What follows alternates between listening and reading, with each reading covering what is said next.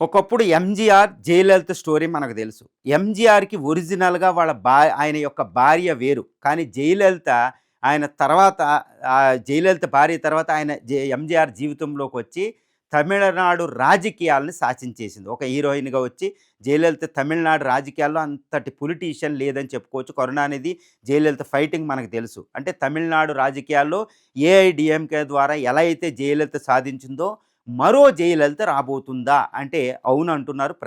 ఇప్పుడు ప్రస్తుతం అనమాట.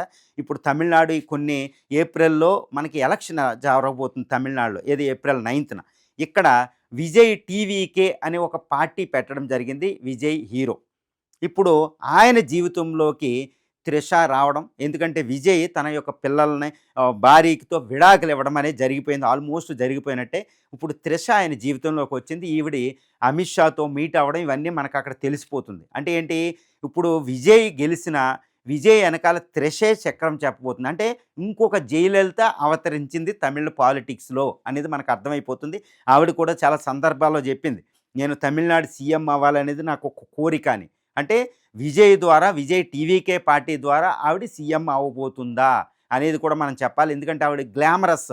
అంటే తమిళ రాజకీయాల్లో గ్లామర్, జయలలిత రాజకీయాల్లో గ్లామర్ తీసుకొచ్చి ఎలా అయితే శాసించిందో త్రిష కూడా అలా శాసించబోతుందా విజయ్ ద్వారా. ఒకప్పుడు ఎంజీఆర్, జయలలిత ద్వారా ఇప్పుడు విజయ్, త్రిష కొత్త జంట రాబోతున్నారంటే అక్కడ పరిస్థితులు చూస్తే అలాగే ఉన్నాయి. ఈవెన్ తమిళ ప్రజలు కూడా హీరోల్ని సీఎంలు చేయడంలో వాళ్ళు నిష్ణాతులు అనమాట తమిళ ప్రజలు. ఎందుకంటే కాస్త ఎమోషనల్‌గా ఉంటారన్నమాట.